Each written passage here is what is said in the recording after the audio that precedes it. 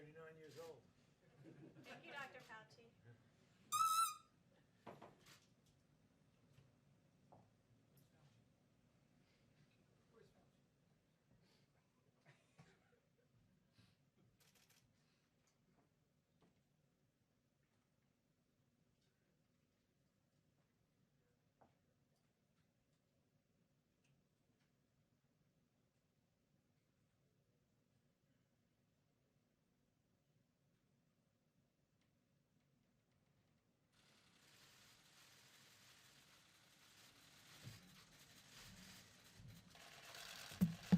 Thank you very much. Busy time, very busy time. And let me begin by, again, expressing our support, solidarity, and love for the people of our great country. We're fighting for you, and we're enduring all of this together. And we will soon prevail together, making a lot of progress.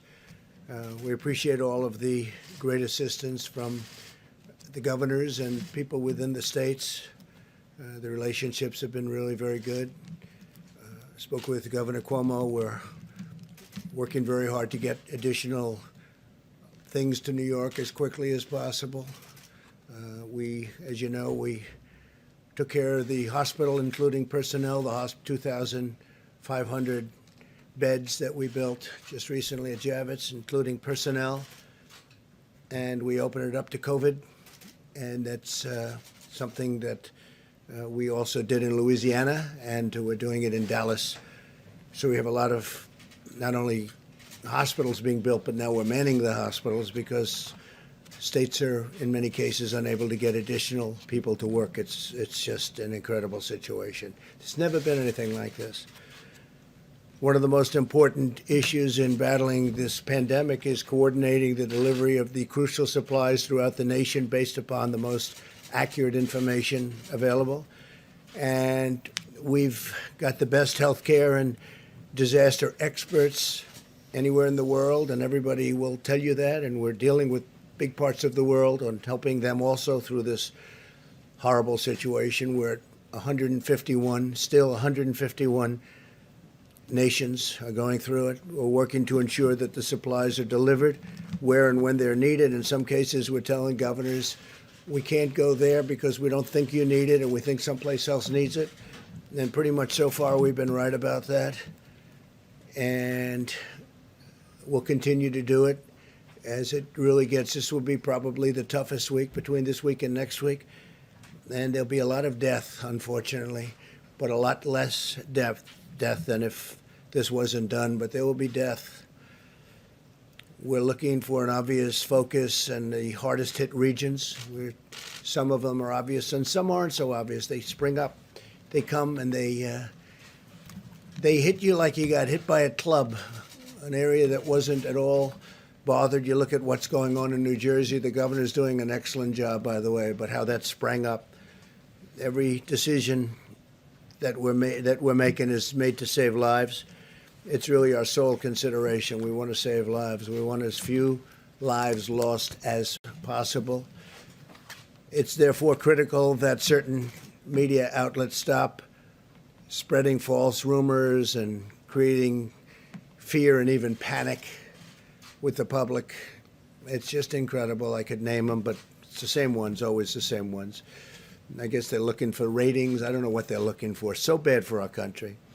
And so bad, the people understand it. You look at the levels and approval ratings, and they're the lowest they've ever been for media. It's so bad for our country, so bad for the world. You got to put it together for a little while, get this over with, and then go back to your fake news. During a national emergency, it's just essential that the federal decision makers cut through the fog of confusion in order to follow the facts and the science. Many hospital administrators that we've been in touch with, even in the really hot spots, you know what they are communicating directly with us that their level of supplies are meeting essential needs. And at the current time, they're really thrilled to be where they are. Whenever local shortages are reported, we're asking states to immediately meet the demand, and we're stockpiling large amounts in different areas, and we're going to be discussing that in a little while. But we want distributions to be made on a fair basis. We have to take care of a large country, not just certain areas of the country. But no matter where, we've been there, and we've been there very strongly. I want to thank FEMA. I want to thank the Army Corps of Engineers. I want to thank our military for what they're doing. And we're going to be adding a tremendous amount of military to help supplement the states. Thousands of soldiers, thousands of medical workers, professionals, nurses, doctors. And it'll be a large number. We'll be telling them over the next very short period where they're going. They're going into war. They're going into a battle that they've never really trained for. Nobody's trained for this. Nobody's seen this. I would say since 1917, which was the greatest of them all. The greatest of this type of battle, probably the greatest of them all, right? 1917. Up to 100 million people were killed. In addition, we're working directly with hospitals and existing suppliers and distributors to ensure that those with the greatest need are prioritized. And that need changes. One day it's one state or one locale, one city, and then all of a sudden they're starting to do well. We had some very good reports coming out of the state of Washington, coming out of various parts of California. So areas that we were getting ready to really hit hard, we can now go to other areas. It looks like New York is going to be hit very hard.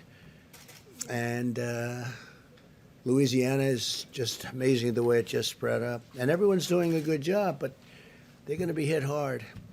Areas in the country that are not experiencing large-scale infections are requesting supplies beyond what their present circumstances require. And we talk to them, and we tell them, and we explain it, and for the most part, they're good with it. We think we're right. It's very understandable that officials would seek to get the most they can get for their communities. But the fears of the shortages have led to inflated requests. We have some states and areas where they're just asking for far more. I mean, look, we had one state asking for 40,000 ventilators. 40,000. Think of it, 40,000. It's not possible. They won't need that many, and now they're admitting they don't need that many, but we're getting as many as we can to them. Again, nobody's ever seen anything like this in terms of ventilators, in terms of protective equipment and uniforms and outfits. But it makes it more difficult for distributors to prioritize the real need, and it could intentionally, and look, everybody has proper intentions, but they want to make sure they're 100%, and sometimes when they know they don't need it, they want it anyway. It gives them that extra feeling of satisfaction, but we just can't do that. It's not even possible to think about it. And that's why, and we're a backup. Remember, we're a backup. We're the greatest backup that ever existed for the states, especially when we start getting into the hospital building business and getting into the medical center building business. When you see we built many hospitals, numerous hospitals in some states and medical centers. That's why my administration's been requesting actual usage numbers directly from the states and hospitals to meet their needs, because we want to be ready when the brunt of it comes, which is coming quickly. You see it. You see it as sure as you can see it. And when the brunt of it comes, we want to be ready to hit the area that needs it. We don't want to have spent everything in one area and they don't need it there to anywhere near the extent. So let me be extremely clear about one point. We will move heaven and earth to safeguard our great American citizens. We will continue to use every power, every authority, every single resource we've got to keep our people healthy, safe, secure, and to get this thing over with. We want to finish this war. We have to get back to work. We have to open our country again. We have to open our country again. We don't want to be doing this for months and months and months. We're going to open our country again. This country wasn't meant for this. Few were. But we have to open our country again. I just spoke with the commissioners, leaders of, I would say, virtually all of the sports leagues. Rob Manfred, Commissioner of Baseball, Major League Baseball. Roger Goodell, Commissioner of the National Football League. Adam Silver, Commissioner of the National Basketball Association. Gary Bettman, Commissioner of the National Hockey League. Jay Monahan, Commissioner of the PGA Tour. Kathy Engelbert, Commissioner of the Women's National Basketball Association. Dana White, the Ultimate Fighting Championship. Vince McMahon, President of the WWE. Don Garber, Commissioner of Major League Soccer. Steve Phelps, President of NASCAR. Michael Wan, Commissioner of the LPGA. Roger Penske, Founder and Chairman, Penske Corp. And Drew Fleming, President of the Breeders' Cup. And there are a couple of others on, and these are all the great leaders of sport, and they want to get back. They got to get back. They can't do this. Their sports weren't designed for it. The whole concept of our nation wasn't designed for it. We're going to have to get back. We want to get back soon, very soon. For example, and I have to say, we're using the Defense Production Act very powerfully. In some times directly, in many cases indirectly. Just the threat of it's usually enough. But FEMA and HHS have ordered 180 million, think of that, 180 million. Who ever heard of 180 million N95 masks? And we're working now with 3M to see whether or not that all works out, but we want them to help our country. And I think it's going to be okay. We're going to soon let you know. But we need the masks. We don't want other people getting it. That's why we're instituting a lot of Defense Production Act. You could call it retaliations, because that's what it is. It's a retaliation. If people don't give us what we need for our people, we're going to be very tough, and we've been very tough. Usually we don't have to use it, but we've used it plenty. It's turning out more and more, unfortunately, and it works very well. Our supply chain logistics task force, led by Admiral John Polovchek, who's doing a fantastic job, will ensure they're distributed to the healthcare and critical infrastructure workers in the areas with the most pressing requirements. That's the 60 million masks that we're talking about, and the 180 million N95 masks. 180 million. Who ever heard of 180 million masks? And this is a incredible thing. A lot of times, and we have to stop playing this game, if a governor wants 200 ventilators, and I say, no, we're going to send you 1,000. We think you need more than 200. And then the media meets with the governor, and they say, oh, you got more? Well, it's not enough. The president should have sent more. So he's asking for 200. We give him 1,000. They say, how's the president doing? He should have given more, because that's politics. That's politics. And that's unfortunate, because we can't play that game. And, that's one party doing it, and the other party's happy. But they're all really happy, because they should have been doing this work themselves for a long period of time. Many of their cupboards were bare. With respect to the ventilators, FEMA and HHS continue to monitor the data on an hourly basis where provided by the states in order to most effectively target the distribution of supplies. We've been asking states to provide us with daily updates on the number of ventilators and their utilization rates, because some states have more ventilators than they need. They don't even like to admit it. They'll admit it when everything's over, but that doesn't help us very much. This data is vitally necessary so that we can ensure ventilators are getting to the right place at the right time. FEMA, HHS, DOD are developing resources within the next 24 hours. They will have a whole different set of criteria. Every day, it's different criteria. Every day, this horrible, invisible enemy changes a course. It changes course. If you were fighting the normal fight, you know what's happening. They hit one, they hit another, they hit another state, they hit areas that you didn't expect. But we're watching it and we're capturing it.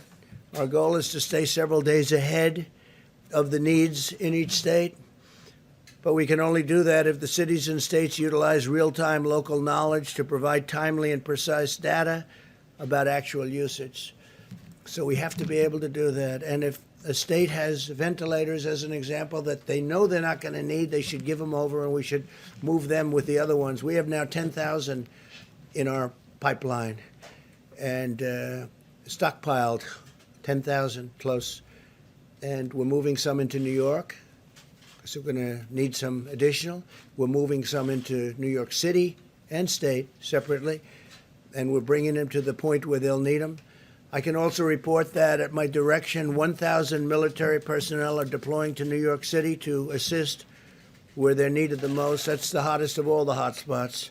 New Jersey is right there. It's right next to it. And I don't know if that's overflow, but New Jersey's, it's a great state, and it's a crowded state also, where you have people on top of people. It's always tough, but we're bringing some of the ventilators. We got some for New Jersey just yesterday, and we're going to bring them some more, including doctors. We're getting doctors, nurses, respiratory specialists, and other support workers. These are from the military. We're taking people now out of our military. We've been doing it, but now we're doing it on a larger basis, and I want to thank Secretary of Defense Esper, who will detail some of what we're doing tomorrow and Monday. As the situation in Washington State continues to stabilize, we're returning a 300-bed federal medical station to a different location, so where we need it, and we appreciate that. They won't be needing it, and we appreciate them letting us know we're going to move it to a different location. It was already built. Many governors initially made large requests for federal support for their states in anticipation of a greater number of cases, but the residents of Washington State have done a really good job of following the federal distancing guidelines. They really have. I'm also pleased to report that Oregon will be spending and sending. They're spending a lot of money because they really did stockpile well, and they're also sending 140 ventilators directly to New York, which we appreciate. And I want to thank the Vice President for the great work he's doing every day dealing with our nation's governors. Mike Pence has been working day and night on this, and we want to get it over. He's got to get a little more sleep than he's getting. He hasn't been getting very much, I will tell you that.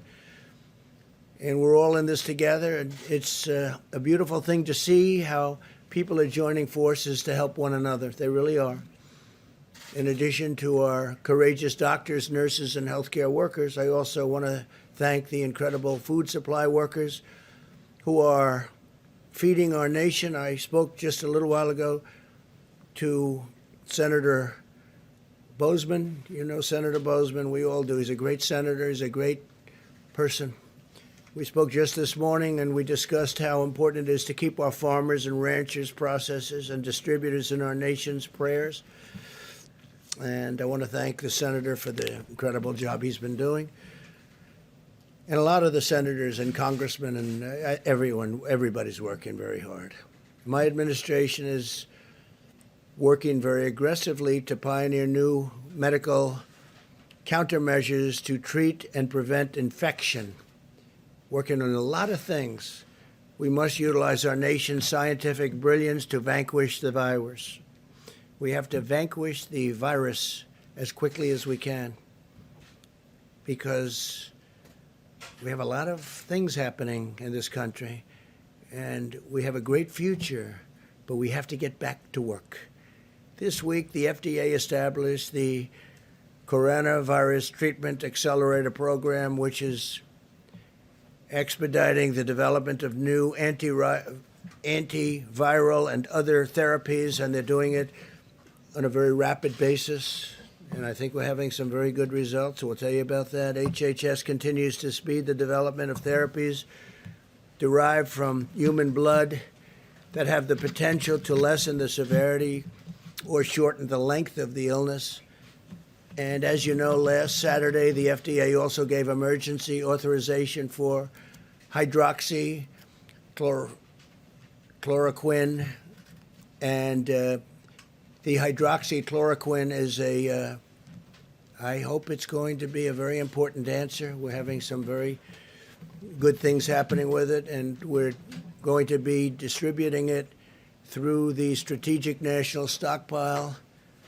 It's going into the Strategic National Stockpile to treat certain patients, and we have millions and millions of doses of it, 29 million to be exact. In addition to that, we're making it, and we're also getting it from various other locations and countries. In one case, I called Prime Minister Modi of India this morning. They make large amounts of hydroxychloroquine, very large amounts, frankly. And I said they had a hold because, you know, they have 1.5 billion people, and they think a lot of it. And I said I'd appreciate if they would release the amounts that we ordered, and they are giving it serious consideration. But they do India makes a lot of it. But we have already 29 million, if you look, I mean, that's a big number, 29 million doses. And we've got millions of doses that are being made here, and many millions of doses that are made elsewhere that are being shipped here, and it will be arriving. We're just hearing really positive stories, and we're continuing to collect the data, but I'll just speak for myself. It's been out for a long time. It's a malaria drug. It's also a drug for lupus. And there's a study out that people with lupus aren't catching this horrible virus. They're not affected so much by it. Now, maybe that's correct. Maybe it's false. You're going to have to check it out. But there's a lot of very positive things happening with that. That's a game changer if that's the case. Obviously, we continue to work on the vaccines, but the vaccines have to be down the road by probably 14, 15, 16 months. We're doing great on the vaccines. I think Johnson & Johnson is leading, seems to be leading in terms of the studies, but we'll see what happens. But I feel good about that, but that's down the road. But tremendous promise with what's just been mentioned. In addition to that, Gilead Sciences has initiated a phase 3. That's down the line, meaning clinical studies of the drug remdesivir. Now, it's approximately 1,000 patients, which is a pretty good study. Other drugs are also being studied in patients. And this week, Oracle, great company, donated a new web portal.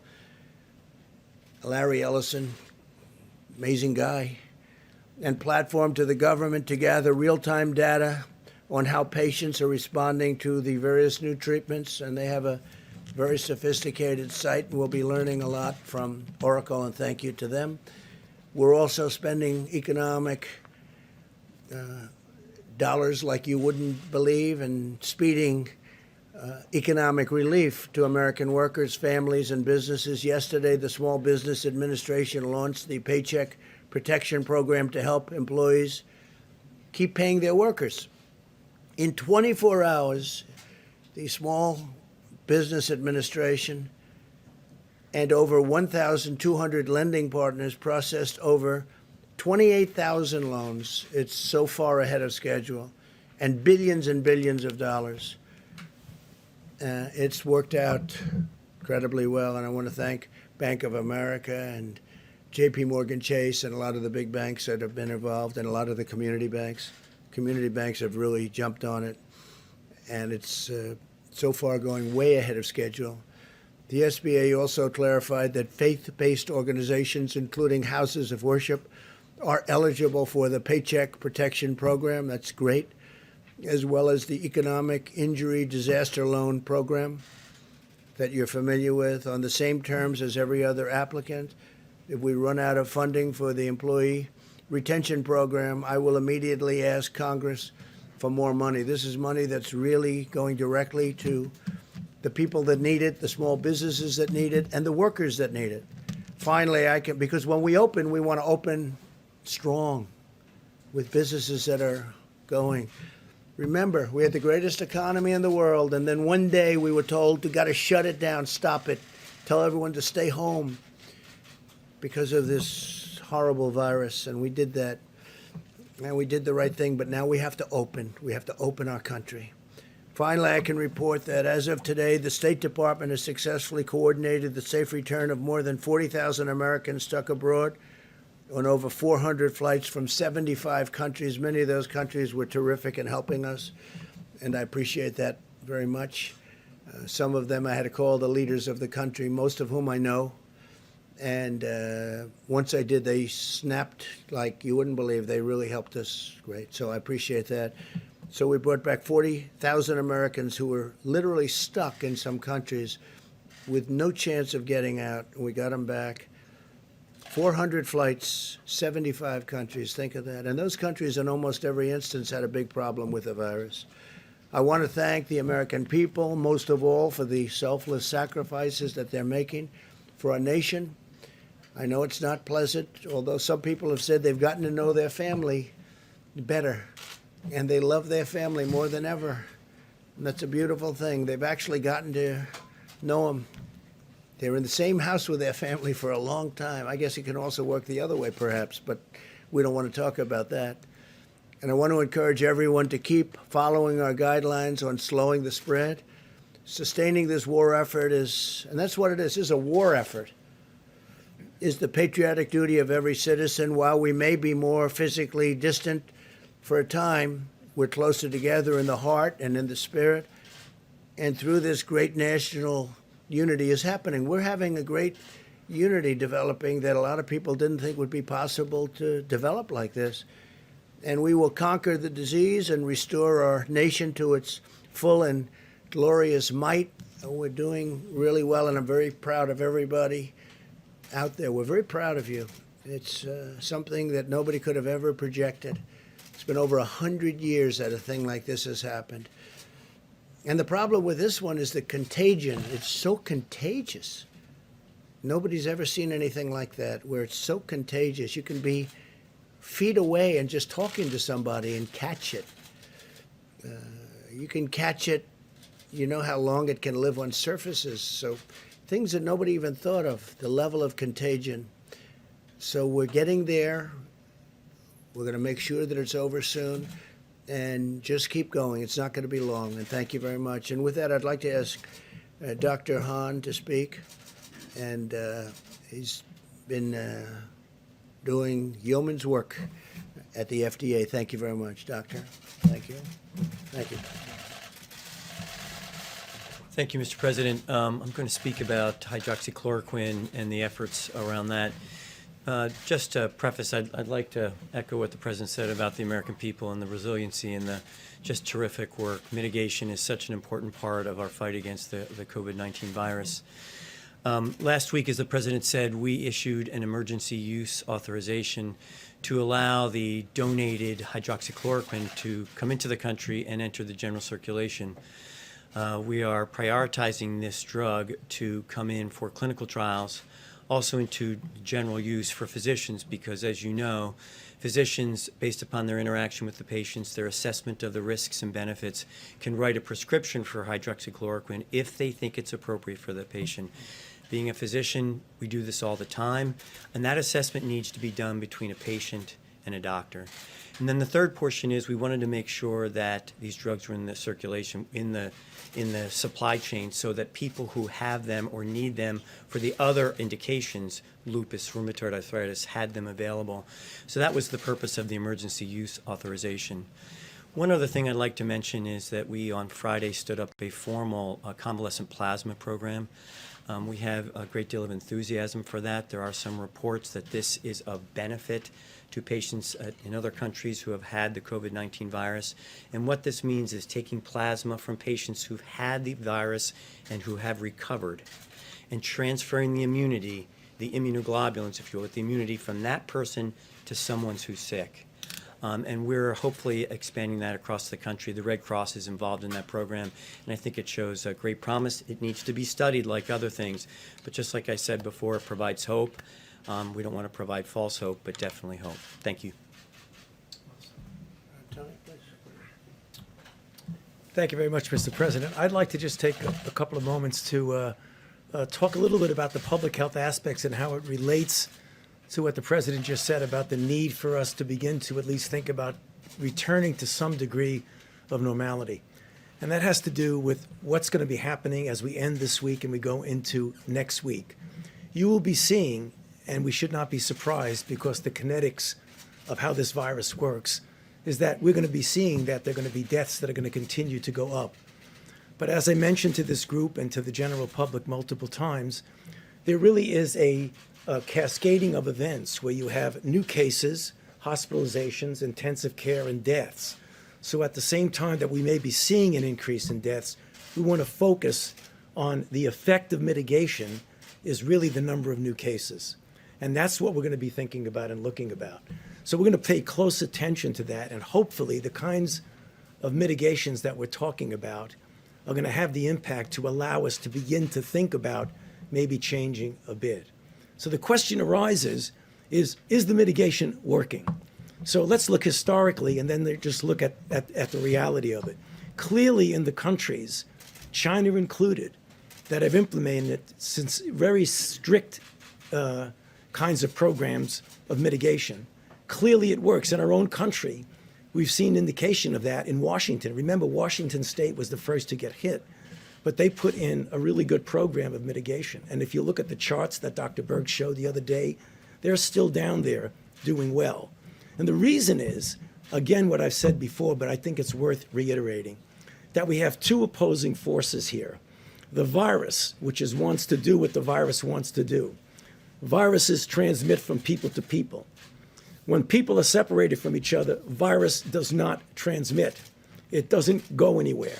And that's the reason why something as simple as the physical separations, because if you look at the Vice President's chart that he shows all the time here from this podium, every aspect of that ending the COVID outbreak in 30 days has some aspect of it of physical separation, whether that's avoiding crowds, whether that's staying 6 feet away from people, whether that's doing teleworking, all of it does that. That's our most important tool. We'll be talking about vaccines and drugs and things like that that will mitigate later. But this is what we really have to do. And I want to actually just plead, as I do multiple times from here, to the American public, as sobering and as difficult as this is, what we are doing is making a difference. So we really need to continue to do that. I must tell you, I was just mentioning to the Vice President as we came in, last night when I wasn't here, I went out with my wife and actually did a little power walking down Massachusetts Avenue. For those who live in Washington know what I'm talking about. And we passed a couple of restaurants where people were getting takeout food. The restaurants were closed to people going in, but they were open to takeout. And I saw something that absolutely made me feel really, really good. They were separating themselves by at least 6 feet. In fact, some of the restaurants had little things on the floor that said, stand here and then stand there. And I think if we as a nation pull together to do that, hopefully when we keep coming back here at these press conferences, we'll be able to show you that that curve that we keep talking about is going in the right direction. And I'll be happy to answer questions later. Thank you. Thank you. Okay, please.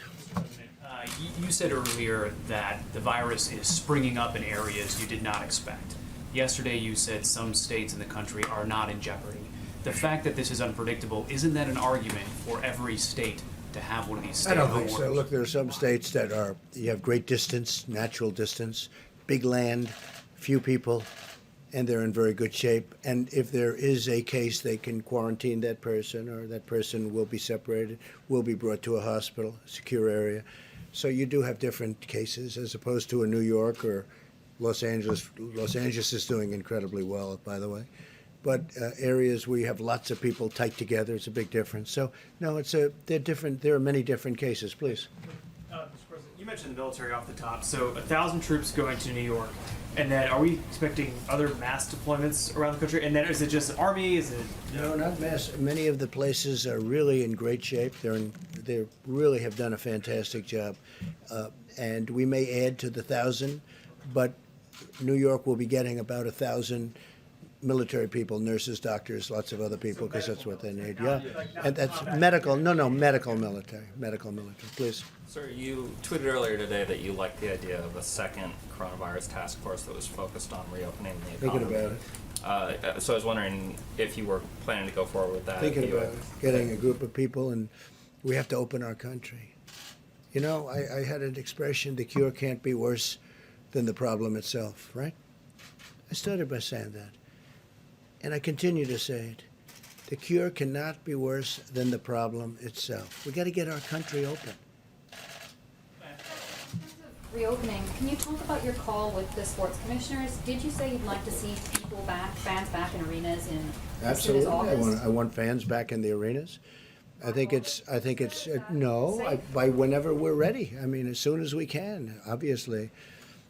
And the fans want to be back too. You know, they want to see basketball and baseball and football and hockey. They want to see their sports. They want to go out onto the golf courses and breathe nice, clean, beautiful, fresh air. No, People can be I back can't based tell on you. the I can't science tell that you a you're seeing. date, but I think it's going to be sooner rather than later. But and you know, we're not going to have separation for the rest of our times on the planet. We need it for this period of time, but eventually people are going to be able to occupy those seats in arenas next to each other, like we have for all of my life and all of your life. They want to sit next to each other at restaurants. They don't want to be, 6 feet away. And some restaurant man called up. He said, I'm worried because I have a small restaurant with not too many seats. I think he said 120. And he said, if I practice what this is, I'm down to 30 seats. I can't make it. I said, don't worry about it. That's for a short period of time. You'll be back to your number of seats. We can't do that. Otherwise, you're making everything. That means your stadium is half the size of what it was a month ago. No. They're going to be close together, but they're going to be breathing air that's not infected, that's not going to kill people. Please. Since you're not committing to pack the stadiums by August, what are your contingency Well, I'm not plans? committing to it. I'm not committing to it. We're going to see where we are. That'd be great if we could. But we're going to be back to good health soon, in my opinion. We're making a lot of progress. And we're making progress because, as Tony told the story about the restaurant and about how they were separated sort of automatically, people are doing that. People are doing that. They're staying in their homes. They don't want to go out. They're doing what they know is the right thing to do. It's not very complicated. It's in many ways it's a very beautiful thing to see. Yeah. Contingency plans for the Republican National Convention. We have no contingency plan. We're having the convention at the end of August, and we think by the end of August we'll be in good shape. We have no contingency. It's going to be in North Carolina, as you know, in Charlotte. And I think we're going to have a great convention.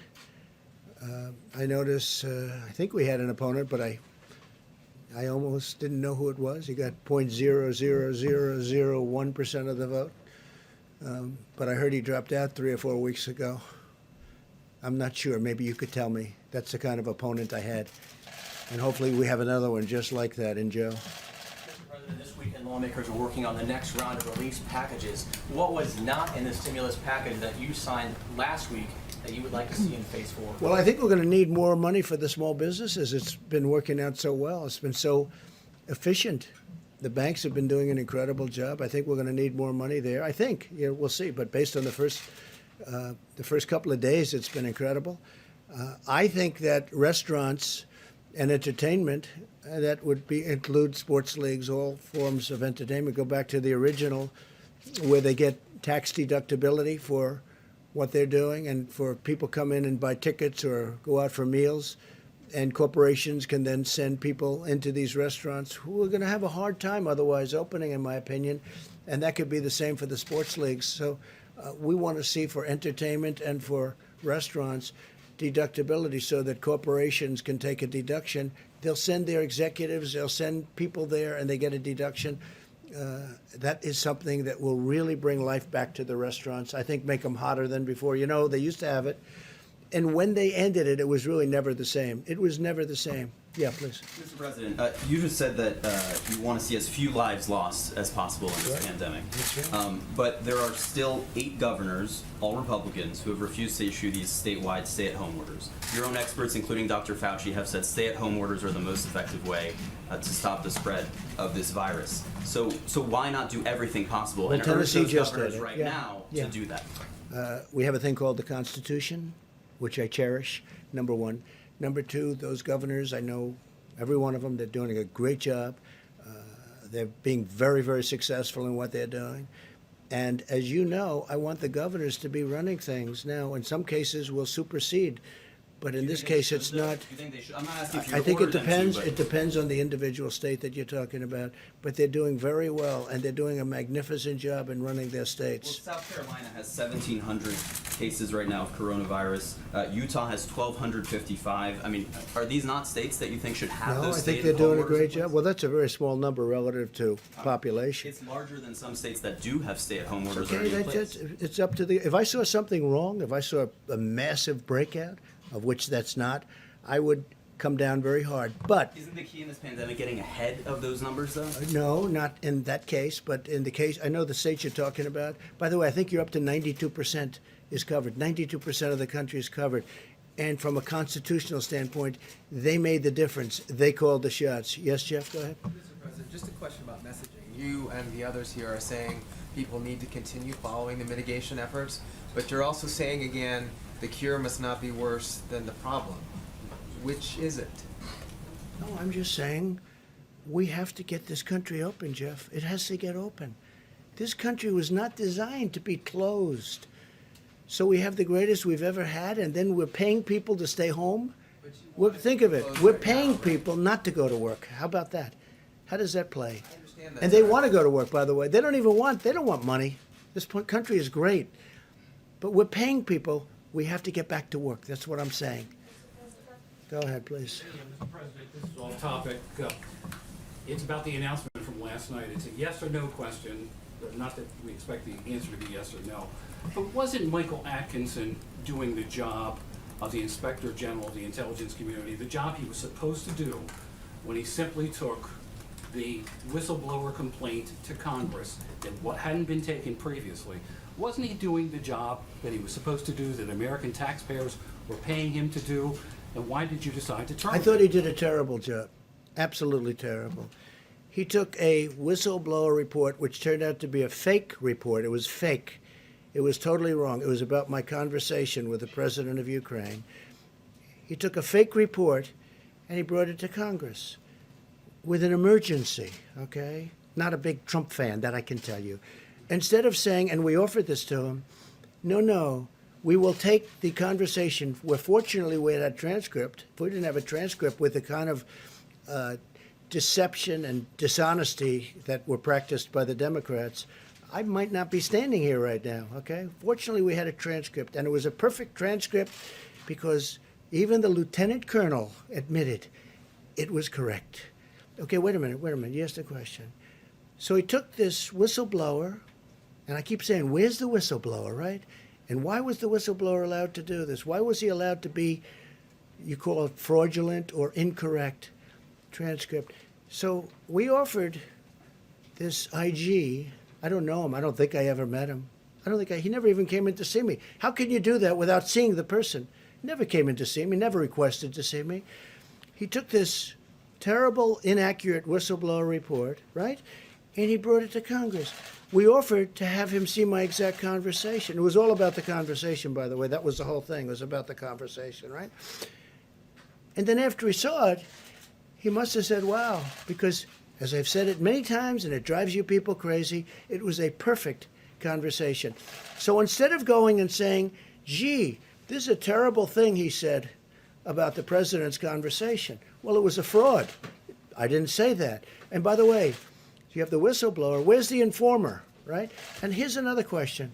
Remember, before I gave the transcript, in other words, before I revealed the real conversation, where's the second whistleblower? Remember the second wait. There was going to be a second whistleblower. But after I gave the conversation, he just went away. He miraculously went away. Where's the informer? Because there was going to be this informer. Maybe Schiff was the informer. You ever think of that? He's a corrupt guy. He's a corrupt politician. So listen, I say this. Where's the informer? Remember, the informer was coming forward. But I gave. Because, see, I did one thing that surprised everybody. This gentleman right here said, boy, that was a shocker. I revealed the conversation. I got approval from Ukraine because I didn't want to do it without their approval. And they said, absolutely, you did nothing wrong. By the way, President of Ukraine, foreign minister, said he did nothing wrong. And over that, with 196 to nothing vote by the Republicans, not one dissenting Republican vote, dishonest Democrats impeached a president of the United States. That man is a disgrace to IGs. All right, let's go next, please. He's a total disgrace. Did you run by your decision to dismiss the Inspector General by Senator? Okay, we'll get off this because people want to talk about what we're talking about. But let me just tell you something. That's my decision. I have the absolute right. Even the fake news last night said he has the absolute right to do it. But ask him, why didn't you go and see the actual conversation? There was no rush. He said, oh, we have to rush it. He even said it was politically biased. He actually said that. The report could have been, you know who the whistleblower is, and so do you, and so does everybody in this room, and so do I. Everybody knows, but they give this whistleblower a status that he doesn't deserve. He's a fake whistleblower. And frankly, somebody ought to sue his ass off. All right, it's enough of the whistleblower. Go ahead, please. The governor of New York today said that he is still desperate for ventilators and that he has accepted 1,000 of them from the Chinese government. Are you concerned that What he didn't states- say is, okay, let me tell you what he didn't say. Two very good friends of mine brought him those ventilators, right? Two very good friends of mine. They brought them. If you'd like their name, I'll give you their name. But should states and No, but cities have the to governor rely didn't on mention China that. and Russia It came to supply? through the Chinese, the country of China. But they were given by two friends of mine. But he didn't tell you that. Now, the governor also, you'll see when you read the letter, the governor also asked for 40,000. He wanted 40,000 ventilators. Now, the governor, as you know, had a chance to get 16,000 a few years ago. He decided not to get that. The state of New York has asked for help. I've given him 4 hospitals, 4 medical centers. Then I gave him an additional hospital. Then I gave him military people to operate the hospital. They were not supposed to be COVID hospitals. The ship is not. Interesting thing happened with the ship. People aren't in accidents because there's nobody driving. There's nobody taking motorcycle rides down the West Side Highway at 100 miles an hour. People are away. So people aren't being injured. Now they're asking whether or not we could open up the ship for COVID.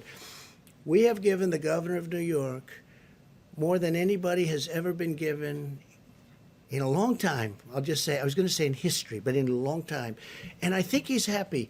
But I think that, because I watched what he said today, and it was fine. I wouldn't say gracious. It wasn't gracious. It was okay. I must tell you, Gavin Newsom has been gracious.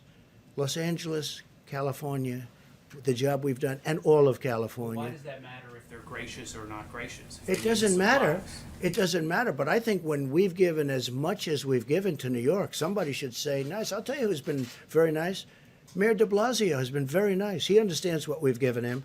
We brought him some more ventilators, too, yesterday. But nobody has been given like New York.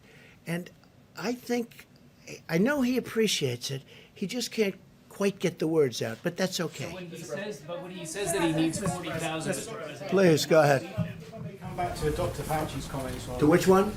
Dr. Fauci's Yeah. comments on mitigation. On the reproductive value of the virus, the WHO had it at, I think, 2 to 2.6. Others had it a percentage point or 2 higher.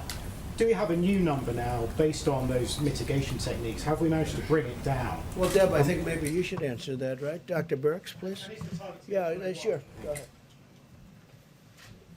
You know, it's an excellent question, and it's why all of the modelers, and I really want to thank them again, they're reevaluating all of their models in light of the level of the impact of the mitigation.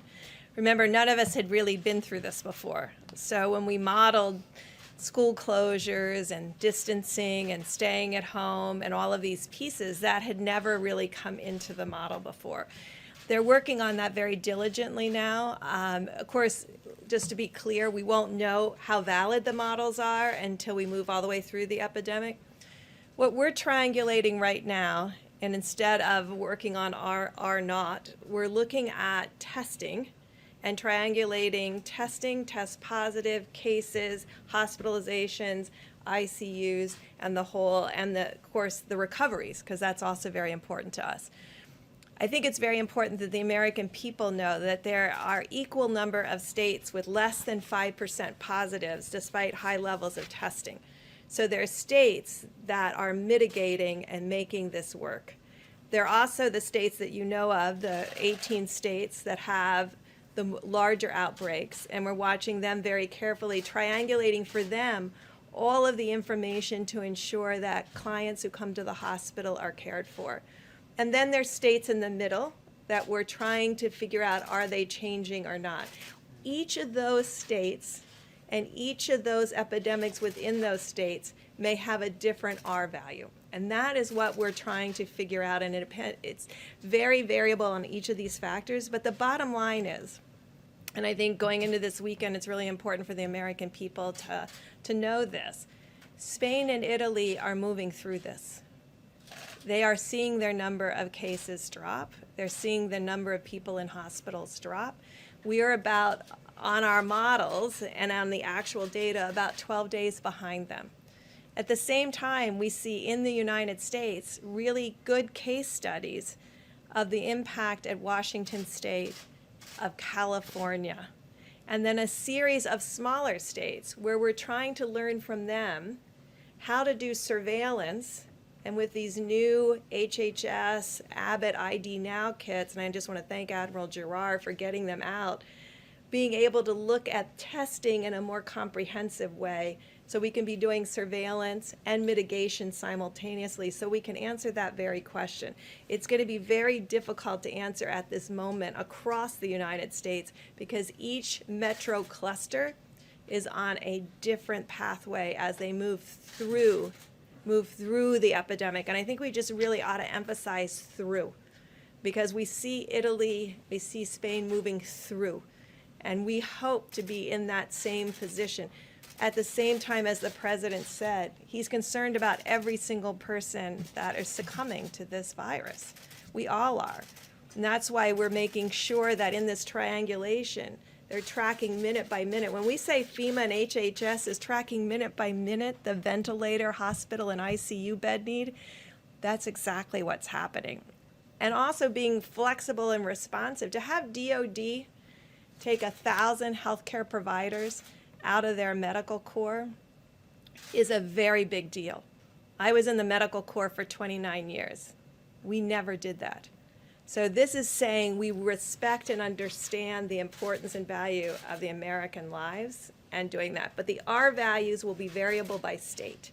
Can I just follow up? A week ago we were talking about a county by county. Before I do that, you had breaking news last night. You know that, you saw that, where I think the probable presidential candidate for the Democrats will be Joe Biden. And he agreed that I was correct when I stopped people from China very early, very, very early, from coming into our country. And Dr. Fauci said that was a very big moment because it would be a much different picture we have right now had we allowed thousands and thousands of people from a specific area, I don't have to go into it, from China, to come in highly infected. It would have been a very different thing. The other thing, so I appreciate the fact that he did, because I was called xenophobic, racist. I was called many things when I did that very early. And I got a lot of credit for it in the Federalist, because the Federalist covered the whole journey. And they said Trump was, I didn't speak to the author, respected author. They said Trump was right at every single move. And on top of that, he was going through a fake impeachment, a hoax. I was going through a hoax when I made the decision. And that does take a little time, and certainly a little thinking time. But I appreciated the fact that Joe Biden announced last night that he now agrees that I was correct. You saw the report come out that I was correct when I stopped people from China coming in at a very early date. President, can we talk about the Captain Crozier of the USS Roosevelt? Which one? What? Captain Crozier, who was removed, captain who was removed as the commander of the USS Roosevelt. I don't know if you saw the videos of sailors cheering for him as he left. Our reporting shows that some sailors have said that they are worried to re-enlist because they are not convinced that commanders are taking care of their health and taking care of them. Yeah. What do you say to them? Well, I don't And know how much does about it. how I does can only removing tell you this. captain- Here we have one of the greatest ships in the world, nuclear aircraft carrier, incredible ship with thousands and thousands of people. And you had about 120 that were infected. Now, I guess the captain stopped in Vietnam and people got off in Vietnam. Perhaps you don't do that in the middle of a pandemic or or something that looked like it was going to be. You know, history would say you don't necessarily stop and let your sailors get off, number one. But more importantly, he wrote a letter. The letter was a 5-page letter from a captain, and the letter was all over the place. That's not appropriate. I don't think that's appropriate. And these are tough people. These are tough, strong people. I thought it looked terrible, to be honest with you. Now, they made their decision. I didn't make the decision. Secretary of Defense was involved, and a lot of people were involved. I thought it was terrible what he did. To write a letter? I mean, this isn't a class on literature. This is a captain of a massive ship that's nuclear powered. And he shouldn't be talking that way in a letter. He could call and ask and suggest. But he stopped in Vietnam. A lot of people got off the boat. They came back and they had infection. And I thought it was inappropriate for the captain of a ship to do. I don't want to comment as to whether or not, but I agree with their decision 100%. In the back, please. Joe Biden actually just attacked you in a tweet. I don't know if you have seen it. He just what? Attacked you. He just said. Well, he that didn't write Donald- anything. Look, he has people, he has professionals from the Democrats Mr. President, let writing. me just read what he said. He said Donald Trump is not responsible for the coronavirus, but he is responsible for failing to prepare our nation to respond to it. How do you respond to that, sir? He didn't write that. That was done by a Democrat operative. He doesn't write. He's probably not even watching right now. And if he is, he doesn't understand what he's watching. But just so you understand, it was very nice what they wrote out. I don't know, you know, they released it at a strange time, you know, sort of a strange time to release something like that. But he admitted I was right. And if you read the Federalist story, which most of you won't, because you don't want to, but you'd learn something, because if you go, it goes through a chart, times. I was early. Dr. Fauci, I don't think he's changed his mind, but he said it was a very important step when we stopped China from coming in from the specific area that was heavily infected. We'd have a whole different thing right now. So I don't really know what Joe Biden said. I don't really care. And again, I see every once in a while I'll say something, I'll make a speech, and then it'll be critiqued, and I'll get this beautiful, brilliant critique. Joe Biden didn't write that. Joe Biden didn't write that. He wished he did, but he didn't. Go ahead, please. Back. Sure. Wanted to ask Dr. Fauci a quick question. China has warned of a resurgence of the virus. Has the U.S. developed a plan if, in fact, a second wave of the virus does, in fact, occur here in the country? Yes, we do. I mean, one of the things that obviously is parallel with thinking about the possibility, as I mentioned a little while ago, about mitigation allowing us to turn the corner very much on the front burner, is what happens when we do, because the risk of there being a resurgence is real. So what we need to do, and I believe I said this before, but it's worth repeating, that what we need to have in place, and we will have that in place, is that as you then pull back, you have to have the capability of, in a very pristine, precise way, do the kind of containment when you do see it. Because remember, when you get to mitigation, containment takes the back seat because you're just struggling to mitigate. But when you get it down, you need to make sure it doesn't resurge. So that will require the ability to test, to identify, to isolate, and to do contact tracing. That's what we have to have in place, and hopefully we will at the time that we then pull back. Dr. President, question for Dr. Ott from the FDA. You mentioned the plasma, sir. So these are this plasma that people that were infected that have now either recovered or they're doing well enough, and then they're transferring it to, is it family members? Can you walk us through that's working, and is it kind of like a case-by-case basis in certain hospitals? What are the results from that? I just was not familiar with that. So this is a situation where someone who's recovered from the virus, doesn't have the virus in their system at all, you can take plasma, and this is a pretty routine procedure. You can actually donate a couple times a week, a couple times a month, frankly, and give that plasma. That plasma contains the proteins in the blood that have the antibodies against the virus.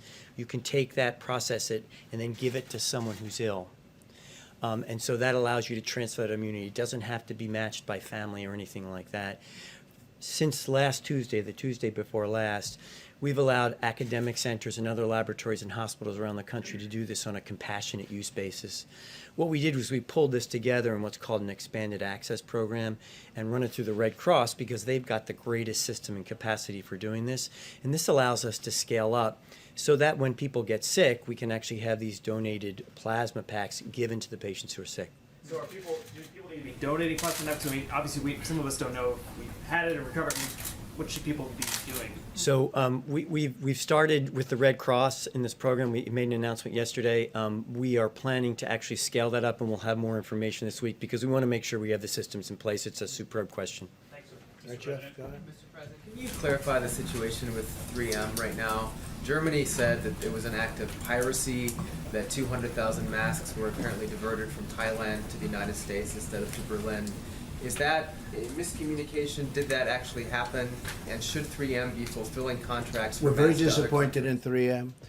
They should be taking care of our country, and they can sell to others, but they should be taking care of our country. The people that have dealt with them have dealt successfully with many companies over the last month. They don't like the way 3M has treated our country. They don't, frankly, like the representatives of 3M.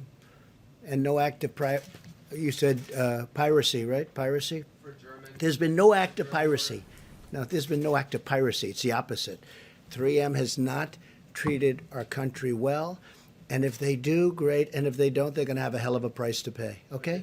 I say it that way. And I watched him on television on something talking about how this is so hard to believe, so hard to fathom. They ought to get their act together because I got involved and I looked at what happened, and they have not. 3M has not treated our country well. Can you just clarify about that German order? Go ahead, Was please. that diverted, sir, or was that not? We'll get you the information. Dr. Fauci. I was wondering about what you're seeing as far as lupus patients in regards to coronavirus. I know the president mentioned this earlier, but what does the medicine say? What is the question? Is that what is the incidence of coronavirus? If you have lupus, do you have a greater chance of getting coronavirus? There's right now. This is being looked at in a natural history study. We don't have any definitive information to be able to make any comment on that. It's an obvious good question because it might be a way for us to get some interesting and potentially important data as to the role of those medications. But that's something that is now being looked at, but we don't have any data to be able to say anything definitively. And I hope they use the hydroxychloroquine, and they can also do it with Z-Pak, subject to your doctor's approval and all of that. But I hope they use it because I'll tell you what do you have to lose? In some cases, they're in bad shape. What do you have to lose? It's been out there for a long time, and I hope they use it. And they're going to look at with doctors, work with doctors, get what you have to get. But we have it stockpiled, and we have a lot of it, and we're getting more of it. And as I told you, I spoke to Prime Minister Modi. We're getting more of it, but we have a lot of it. And I hope they use it because it's been used for a long time, and therefore it's passed the safety test. FDA has been terrific. Dr. Hahn, I appreciate it very much, too. But I've seen some results. Now, it's early, I guess. It's early, but... And they should look at the lupus thing. I don't know what it says, but there's a rumor out there that because it takes care of lupus very effectively, as I understand it, it's a drug that's used for lupus. So there's a study out there that says people that have lupus haven't been catching this virus. No, maybe it's true, maybe it's not. Why don't you investigate that? And there's also other studies, with the malaria, that the malaria countries have very little people that take this drug for malaria, which is very effective for malaria, that those countries have very little of this virus. I don't know. You're going to check it out. But I think people should, if it were me, in fact, I might do it anyway. I may take it. Okay? I may take it. And I'll have to ask my doctors about that, but I may take it. Yeah, please, go ahead. Mr. President, last week, the last couple of days, you've been really optimistic about Russia and Saudi Arabia coming together on the deal on the oil. But in the last 24 hours, the OPEC Plus meeting's been pushed back. They've traded some really critical... Well, OPEC can do whatever. Look, I've been against OPEC all my life. Because what is it? It's an illegal, you could call it a cartel, you could call it a monopoly, there's a lot of different names for it. But it broke down very violently. Very violently. So I don't care about OPEC. I really don't. I couldn't care less about OPEC. Let me just say, no. I think they're going to settle it. You know why? Because they're going to be destroyed. They're destroying themselves if they don't. Russia, it's a very important, and we had a very good conversation, President Putin and myself, very good. But Russia, a big part of their economic well-being is from oil. Well, oil is at a record low. Nobody's ever seen anything like it. It's actually lower than you even think. And it's to their advantage. Obviously, it's to Saudi Arabia's advantage. they told me they're discussing, Saudi Arabia went much further than that. He thinks that a deal is going to be made at 10 million barrels reduction, and maybe more than that. He actually indicated it would most likely be much more than that. So we'll see what happens. I mean, we're going to see what happens. But as far as OPEC is concerned, I mean, I was against OPEC for years and years because I thought it was very unfair to our country. The beautiful thing is we have built one of the great, one of the things we've done is created so much we produce. We're the number one producer in the world right now. I don't like it for a different reason, because it's going to hurt a lot of jobs in our country, this price. It's going to hurt a lot of jobs. Now, with all of that being said, people are going to be paying 90 cents a gallon. Did you ever hear of that? What's that, 1952 or something? All right? So from that standpoint, but you know what?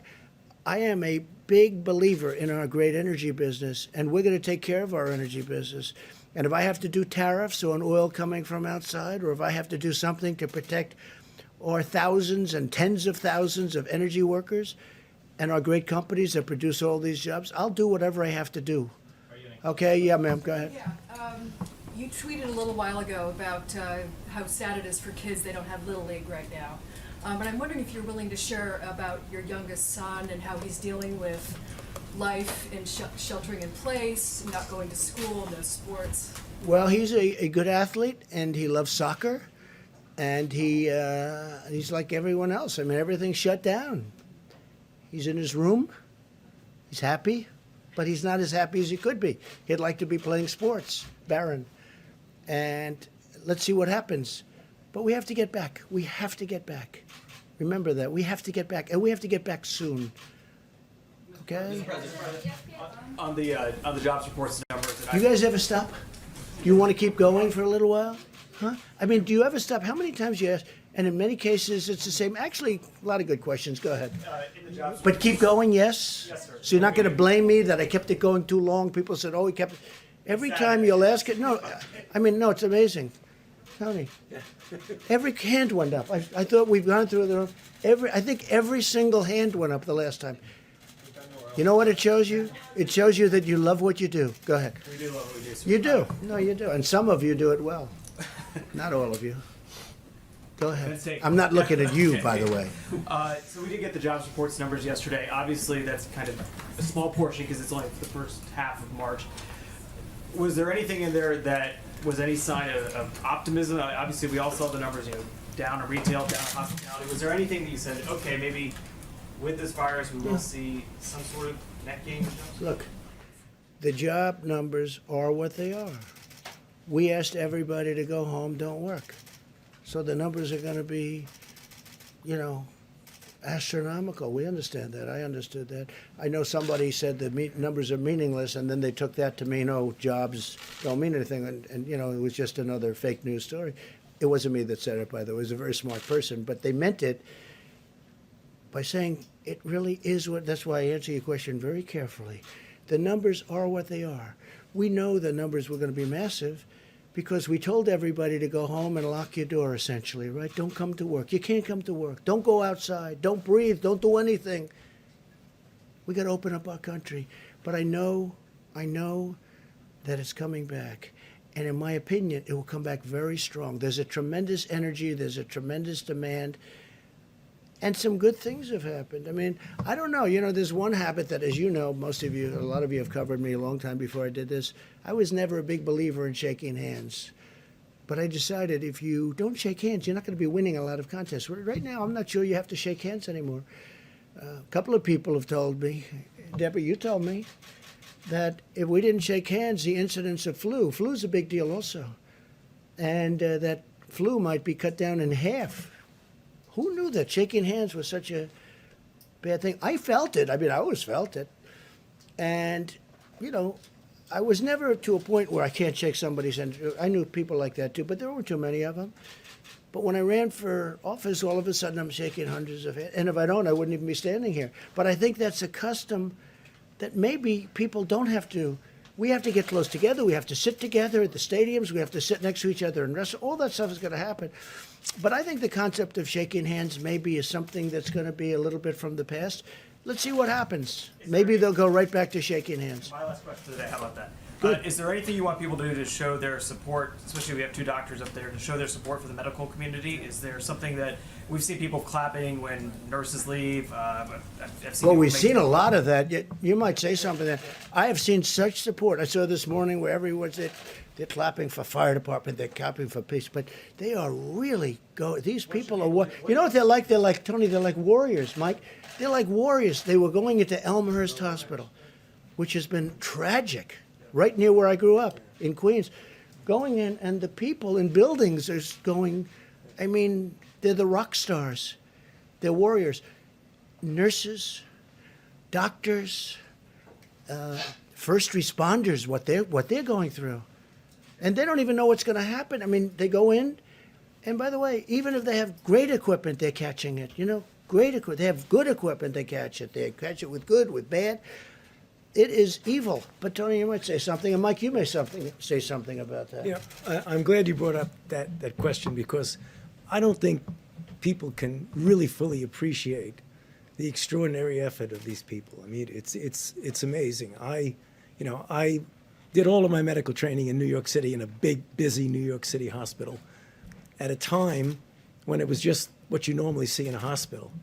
I came to NIH, and I spent about 5 to 8 years in the very early years of the AIDS epidemic, which was just the darkest years of my life, because almost every single one of my patients died.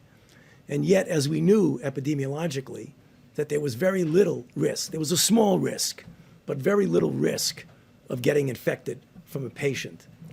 To see now what these brave warriors are doing in the hospitals, not only giving life-saving treatment to people, but every single day putting themselves at risk for themselves and their family. I just think that the American public owe a phenomenal debt of gratitude for these people. How do you want them to show that? And they should just salute them at every ways you can. You know, when we were at war and at the height of the war in Afghanistan and Iraq, when you're at an airport and you'd see somebody with a uniform come by, everybody would do that. I think that's what we should do when we see healthcare workers, just applaud them. Pretty much what's happening. Mike, please.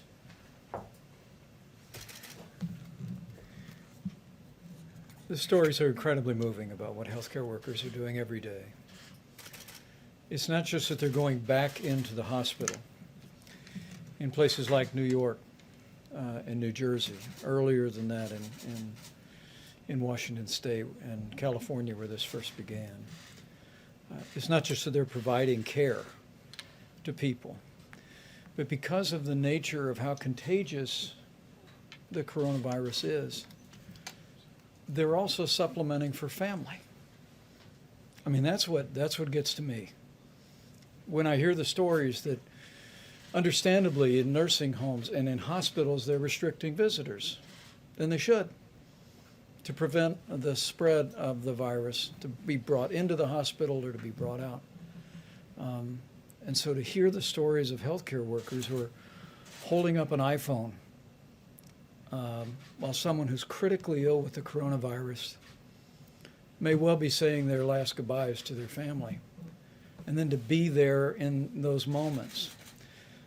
I mean, our healthcare workers they're not just doctors and nurses today, they're supplementing for family, for people all across the country. And I just think, tomorrow's Palm Sunday. It's Holy Week in the great Christian tradition. And I have people ask me from time to time, send me an email or on the many conference calls that we have, they said, what can we be praying about? And my first thought is with the families who have lost loved ones and the patients who are struggling with coronavirus. But during this very special week, I just encourage people to pray for our healthcare workers. Pray for them and their families. They are really the hands and feet every day, not just of healthcare, but of the heart of the American people. And we are all grateful for them every hour of the day. And think also about the Army Corps of Engineers. That's a little different, depending on where they are and where they're working. But the Army Corps of Engineers, throwing up a hospital in New York City, 2,500 beds in 3 days? I mean, think of that. And FEMA, what they're doing. And the National Guard is now delivering for the states because the states were unable to get, would drop it at a big warehouse where we're told to drop it. And the states were unable, some of the states were unable to bring it from the warehouse to the site. So we got the National Guard to become a delivery service, if you can believe it, and they would bring it. And some of those sites were dangerous sites. They were very dangerous sites. Think of that. It's been amazing. It's been amazing. I just think I've never seen anything like it. I'm so proud of this country. And really, it's a world problem, and some countries in the world are just handling it so well. You know, again, I keep saying it's 151. That was as of 2-3 days ago. It's probably more. Some people said they didn't know there were that many countries. That's how big this is. And Mike said something else. So, yeah, Palm Sunday, tomorrow. Think of it. We're not going to churches on Palm Sunday. But think of next Sunday, Easter. And I brought it up before. I said, maybe we could allow special for churches. Maybe we could talk about it. Maybe we could allow them with great separation outside on Easter Sunday. I don't know. It's something we should talk about. But somebody did say that, well, then you're sort of opening it up to that little, do we want to take a chance on doing that when we've been doing so well? But Easter Sunday, Palm Sunday, I'm going to be watching tomorrow live from Riverside, California, great church. But I'm going to be watching on a computer, right? On a laptop. I think on Easter, maybe I'll be watching from a laptop as opposed. So how sad is it that we have Easter Palm and Easter Sunday, and people are watching on laptops and computers? It's sad. But the job that this whole country has done is amazing. But I'll say this, our medical professionals, what they've done, because they walk into those hospitals, you see them putting on their gear, and they're putting in orders, they're walking through the front doors. And some of those people are going to die. They're going to die. It's like incredible. And we can say what we want, Tony and Deb, about young and medium-aged, and there are plenty of those people dying too.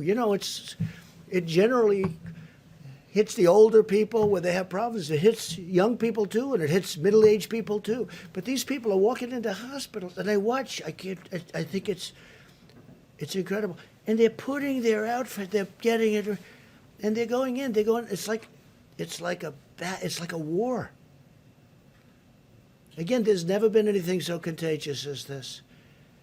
In 1917, it was vicious if you got it, but it wasn't contagious like this. Now, in 1917, had they had the internet and all the means of communication, they could have practiced distancing. By the time people started thinking in those terms, they lost, I guess, 75 to 100 million people. So that's modern, that's a modern day great thing that happened. Please. Yeah, just on antibodies. To what extent do you think that you can use antibody tests to determine who can go back to work and how? Well, I don't know. I'd rather leave that to the doctor. Doctor, do you have an answer to that? You think it'll be a tool? We think it'll be a tool to help us get people back to work. It'll be additional information because, as you know, if you have an antibody, that means you were exposed and have recovered from it. That, with the information about diagnosis, should help. But how quickly can you scale up this testing to determine on a large scale how many people can go back to work and have these antibodies? So as you know, a couple weeks ago, we provided a great deal of regulatory flexibility around this. A lot of great developers have been working on this. Dr. Birx put a call out to the academic labs around the country to do this, and we've been working very closely with a number of manufacturers. So we think that it can be scaled up relatively quickly. Okay, Mr. President. Mr. President, a question for Dr. Fauci. In a recent interview, you had said that you knew the 15-day guidance would not be enough. I wanted to ask your confidence level about the 30-day guidance and whether it'll be enough. It's tough to talk about levels of confidence, but I can tell you one thing that I feel strongly, that if we do in a very proactive way what I said in my opening comments, and people literally across the country as a baseline have that physical separation, and As we've mentioned up here, there'll be varying degrees of that depending upon whether you're in New York City or you're in a place that's less. But every place, everybody should be doing some degree of this physical separation. If we do that, again, I have confidence that what we will see is the turning around of the curve. Whether or not it'll be all the way down where we want, it's impossible to say. I would be foolish to say that. But the one thing I am confident in, so let's take this to the bank, that mitigation works. So it does. We've seen it in other countries. We've seen it in our own country. And that's the reason why I keep coming up at every chance I get to plead with the American people to please take a look at those guidelines that the Vice President keeps putting up with his chart. Because every single one of those points has something to do with physical separation. And mitigation does work. But again, we're not going to destroy our country. We have to get back.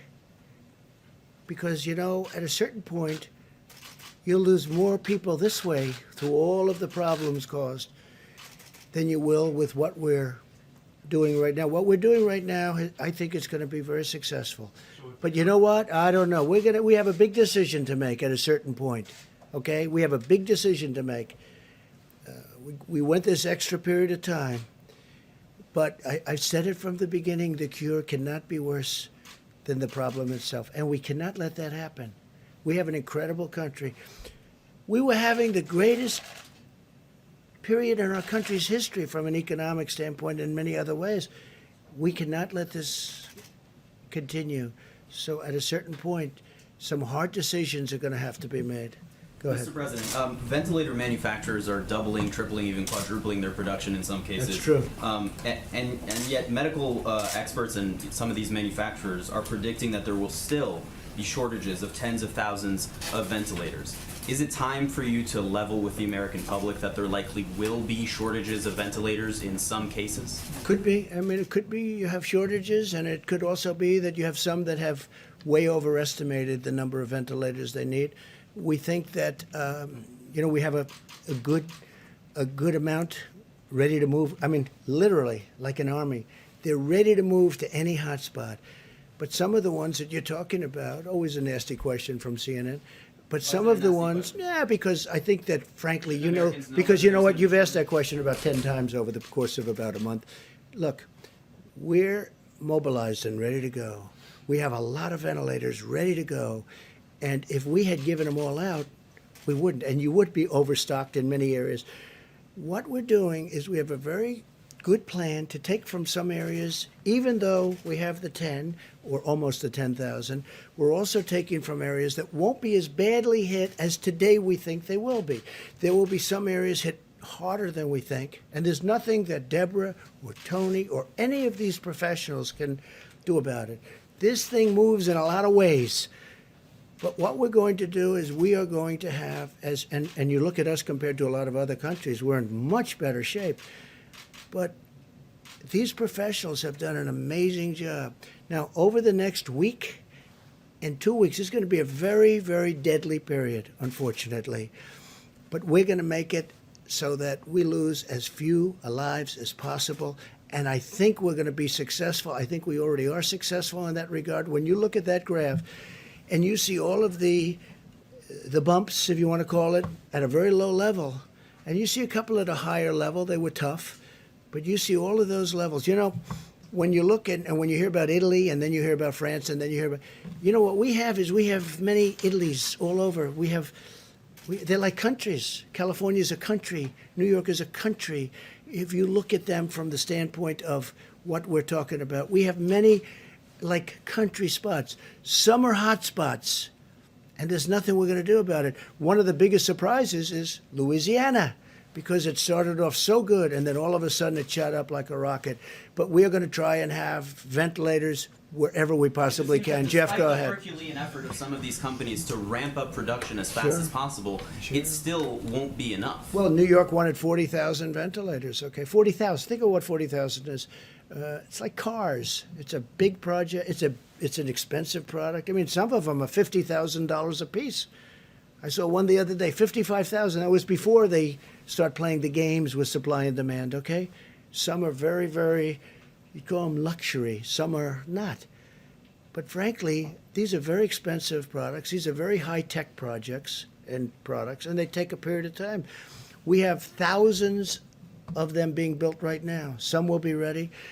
And we're going to have extra, and we'll keep them at hospitals. But a lot of hospitals, a lot of states had the chance of getting ventilators, and they turned those ventilators down so they could spend their money at something else. And in a way, I understand that, because who thinks a thing like this? It's not a knock. If I'm told, like perhaps New York, you can spend $1 billion on ventilators and get 16,000 or a massive number of ventilators that they've been offered over the years, or you can build a new bridge or road or something. I mean, I understand how that works. I'm not blaming anybody. I'm just saying a lot of the states had chances of stockpiling a lot of ventilators.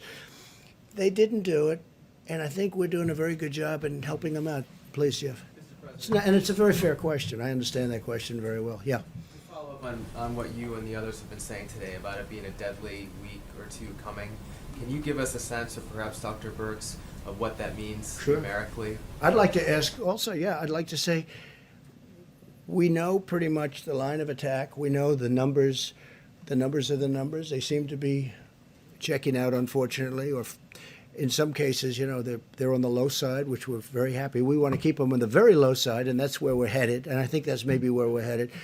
But I'd like to ask maybe you and Tony, where is the week or the number of days of greatest attack? What will be our worst day, if that's possible to determine? I think that's what you're asking, right? And how many deaths exactly are you expecting? So as you can look in the places that are the most difficult hit right now, the Detroit area, the New York area, the Louisiana area, and we are doing it by the counties in those states, because there are mostly it's metro areas and the bedroom communities around those metro areas, because people went to work and got exposed and came home and exposed other. If you look out in New York now, you see that it's in Long Island and it's out in Suffolk County and Nassau County. All of those counties, Wayne and Oakland, they're all on the upside of their curve of mortality. So when you get to the peak, you come down the other side. And when will that peak be? So by the predictions that are in that healthdata.org, they're predicting in those 3 hotspots, all of them hitting together in the next 6 to 7 days. And are you thinking tens of thousands of deaths in that period of time? You can go to the website. It's variable. Each one of those communities is different, but you know where New York is, how much their mortality has been, and what we're seeing today are the people who were infected 2 or 3 weeks ago. If mitigation in New York worked, and we believe it is working, the cases are going to start to go down, but the mortality will be a lag behind that because of the comorbidities and other conditions.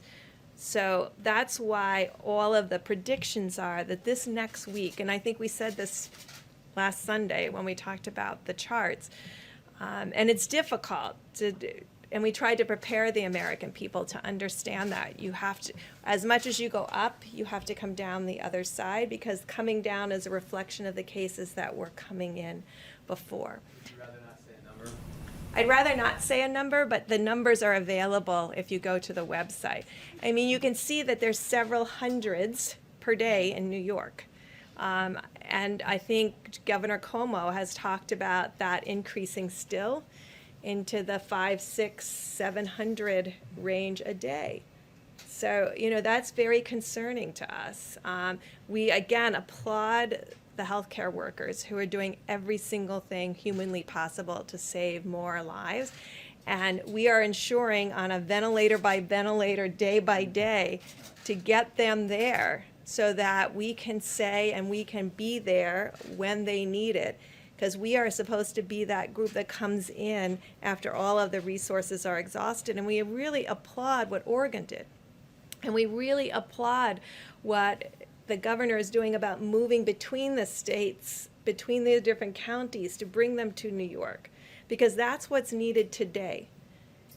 A different place will be needed tomorrow. You mentioned, just to Follow up on something apparently you said yesterday, that you had some concerns about Pennsylvania, Colorado, and Washington, D.C. Could you expand on that? We're watching them because they are starting to go on that upside of the curve. We're hoping and believing that if people mitigate strongly, the work that they did over the last 2 weeks will blunt that curve, and they won't have the same upward slope and peak that New York, New Jersey, Connecticut, and part of Rhode Island are having. So this is a very important, the next 2 weeks are extraordinarily important, and that's why I think you've heard from Dr. Fauci, from myself, from the president and the vice president, that this is the moment to do everything that you can on the presidential guidelines. This is the moment to not be going to the grocery store, not going to the pharmacy, but doing everything you can to keep your family and your friends safe. And that means everybody doing the 6 feet distancing, washing your hands. So, I mean, ditto to everything that Dr. Burke said, but also to emphasize why it's so important to do that, because we're looking at 3 or 4 really key hotspots that are still going up. It's absolutely essential that the ones that are down at that lower level that Dr. Burke showed the other day, those communities where they're still going up, we've got to make sure we don't have multiple waves of peaks. That's going to be the answer to the question of when we can start pulling back. Because if you keep having multiple peaks and different waves, that's going to make it very difficult. We put your foot on the, no, exactly what I said just before, and I keep repeating. Just make sure everybody does at least the minimal amount of that physical separation. Because the virus has no place to go if you're physically separated. And one of the reasons that I keep talking about hydroxychloroquine is that the question that nobody ever asks, and the question that I most hate the answer to, is what happens if you do have a ventilator? What are your chances? And I just hope that hydroxychloroquine wins, coupled with perhaps the Z-Pack, as we call it, dependent totally on your doctors and the doctors there. Because you know the answer to that question. If you do have the ventilator, you know the answer to that question. And I hate giving the answer. So I don't want to get them there. I don't want to get them there. There's a possibility. And I say it. What do you have to lose? I'll say it again. What do you have to lose? Take it. I really think they should take it. But it's their choice. And it's their doctor's choice or the doctors in the hospital. But hydroxychloroquine, try it if you'd like. The other thing, if you have a heart condition, I understand, probably you stay away from the Z-Pack. But that's an antibiotic. It can clean out the lungs. The lungs are a point of attack for this horrible virus. But when you have a ventilator, don't ask the answer because I hate it. If you have it and it's working beautifully, I don't like the answer because it's not a very high percentage. So I want to keep them out of ventilators. I want to keep them, if this drug works, it will be not a game changer because that's not a nice enough term. It will be wonderful. It'll be so beautiful. It'll be a gift from heaven if it works. Because when people go into those ventilators, you know the answers, I know the answers, and I'm glad you don't write about it. Mike, please. Well, you've heard from the experts what our task force has heard, that it's going to be a difficult week for the American people. You will see testing increased around the country, and so cases are going to continue to rise across America. And before I give a few facts relevant to an earlier question about ventilators, let me add my voice to what the President just said and what all the physicians who've spoken has said. Even though we see the losses rising in the days ahead, do not be discouraged, because there is evidence across the country that Americans have been putting the social distancing and mitigation into practice, and it is making a difference. We are seeing it in the new cases that are being reported. Because remember, families that experience loss up to this day and in the next week have a loved one who contracted the coronavirus, in most cases more than 2 weeks ago. In many cases before social distancing and mitigation efforts were put into effect. And so we want to encourage you, believe in the President's coronavirus guidelines for America. Go to coronavirus.gov, print them off again, put them on the refrigerator, and remind yourself to put them into practice. On the subject of ventilators, if I can amplify the point the President made, our team at FEMA is doing a remarkable job working with governors, state health officials, and local hospitals, particularly focused on our priority areas. We'll refer to the New York metro area, which includes New Jersey and Connecticut. We're focused on the New Orleans metro area in Louisiana. We're focusing on Detroit. We're focusing on Chicago. These are the areas where we see the significant rise in cases. And we are surging supplies, specifically ventilators, but all personal protective equipment from FEMA to those areas. And just to give you a couple of examples, I spoke to governors in New York, New Jersey, Louisiana, Massachusetts, Michigan, and Maryland today alone. And in those cases, Governor Cuomo is actually assessing all of the available ventilators. We've sent 4,400 ventilators already to New York. As has already been referenced, they're going to receive a shipment of over 1,000 from overseas. And allow me to say, as I told her personally today, the governor of Oregon, Governor Kate Brown, her unilateral decision to send 140 ventilators because Oregon, they felt Oregon today is in a place where they could give those ventilators to New York, to me was in the very highest American tradition of loving your neighbor. And when I talked to Governor Cuomo, Mr. President, he actually told me they never asked Oregon for the ventilators. And Governor Brown hadn't even called him to tell him that she was doing that. It really is remarkable. When I talked to Governor Hogan today, and the President and I will be speaking to all of America's governors on Monday again, I told him how inspired I was and how he ought to spread the word to other governors in areas where they can spare resources to be joining with us at the federal level and providing them to states at the point of the need. But just a few for instances. As we track New Jersey, as I told Governor Phil Murphy, we deployed 200 ventilators to New Jersey today. Louisiana, where we're monitoring literally hour by hour what's taking place in New Orleans with some encouraging news, but still great challenges. Yesterday, you heard the President say that we deployed 330,000 gowns that have been delivered to the public health systems and hospitals there, 200 ventilators. I spoke to Governor Charlie Baker today and was able to inform him. We're watching Boston area very closely. 100 ventilators are deploying today. I spoke to Governor Gretchen Whitmer today.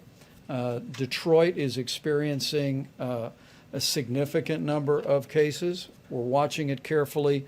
And today, FEMA directed 300 ventilators to Michigan. Again, as the President said, we're all working our hearts out. But what I want to say to American families and what I want to say to healthcare workers is that we are going to identify the resources, leave no stone unturned, and we are going to focus resources on those areas in the order that they emerge. Now, the last thought is back on mitigation. We are hoping that we do not see other major cities in the country experience what Seattle experienced, what greater New York City area is experiencing, what New Orleans is experiencing, and that's all in the hands of the American people today. So I just want to encourage you, coronavirus.gov, put into practice the President's coronavirus guidelines, and you will do your part. to save lives, protect the American people, and ensure that we will have the resources to meet this moment wherever the need should arise. President, you spoke earlier about the SBA loan program that got up and running yesterday, but we're hearing from a lot of small business owners a lot of concerns about whether they will get this money. Some say some of the banks weren't ready yesterday to start processing loans. Some banks are layering, and some We're banks way are ahead of schedules. The banks have been great. layering extra J.P. restrictions Morgan on Chase, Bank of America, they're so far ahead. This is typical with you in particular. We hear they're behind. They're not behind. It's been flawless so far, far beyond our expectations. You should say, I hear you're doing well, but maybe, I don't even hear of any glitch. They've done billions of dollars of loans to small business. And these are great loans. These are loans that get immediately paid off. These are loans that get businesses back. I wish you could ask a question where something's working so well. Now, maybe things won't work well, and I don't mind that kind, but where something's working so well, and you ask a question in such a negative way. It's doing great. Yeah, go ahead. It's doing great, really good. Maybe it won't in 2 weeks, and I'll respond differently, but it's doing great. You know it, and so does everyone else. Everyone's shocked how well it's doing. Has mentioned in the Who did? past, Dr. Burks. Yes. Some demographics such as seeing that men might be more susceptible to the virus, seeing in Europe more cases among the between 30 and 50 class. Has the data that you've seen in the past 2 weeks changed that assessment? Are men more susceptible? What are I you don't think seeing? it's changed much, has it? Yeah, same pattern as Europe. Same pattern, same answer that we've given you That for the includes last. folks with between 30 and 50 being more adversely affected than what we've seen in Asia? No, tomorrow I'll bring you all the graphs back so you can see it. We can bring an updated graph, but it's very similar. Please. Mr. President, a few days ago you talked about possibly restricting flights from hotspots. Where Yeah. are you on that? Where's your thinking? We're looking at it very seriously. Right now, we're dealing with governors, we're dealing with airlines, we're dealing with a lot of different factors. It's a very difficult decision. We're also doing testing, getting into planes, very strong testing. States are doing testing of people that leave planes because they don't want to have people coming in who are infected. So understanding that and the level of testing has been enormous. Okay, and some states are saying you have to go in quarantine for 2 weeks if you come from certain areas.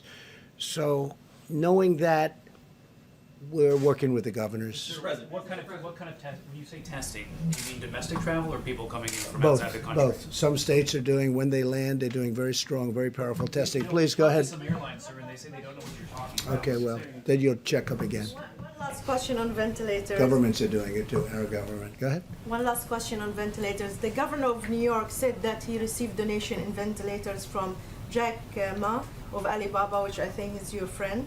Would you call on the business community to donate ventilators, not necessarily to New York, but other Yeah, states well- like Louisiana? No, Jack Ma Michigan? is a friend of mine, and he's made it very possible to get about 1,000 ventilators from China. But that was from him and my other friend. It was really a gift, and we appreciate it very much. It was very nice of them. All right, I think we've had enough. We'll be seeing you very soon, and I'm sure that you know that all of us are going to be working very hard. We're working very hard. We are really coming up into a time that's going to be very horrendous. Probably a time like we haven't seen in this country, wouldn't you say? I mean, I don't think we've seen a time like this in the country, and we're getting to that point where it's going to really be some very bad numbers. We want to keep those numbers a lot lower than they would have been, and we will do that. We have tremendous talent working. We have tremendous people, and that includes governors. That includes everybody. Everybody's working. But unfortunately, we're getting to that time when the numbers are going to peak, and it's not going to be a good-looking situation. I really believe we probably have never seen anything like these kind of numbers, maybe during the war, during a World War I or II or something. But this is a war all unto itself, and it's a terrible thing. We will be seeing you soon. We'll keep you totally abreast. We're also going to be releasing new ventilator numbers because we have a lot of them coming and a lot of them going to different locations, and we appreciate it very much. Thank you. Thank you.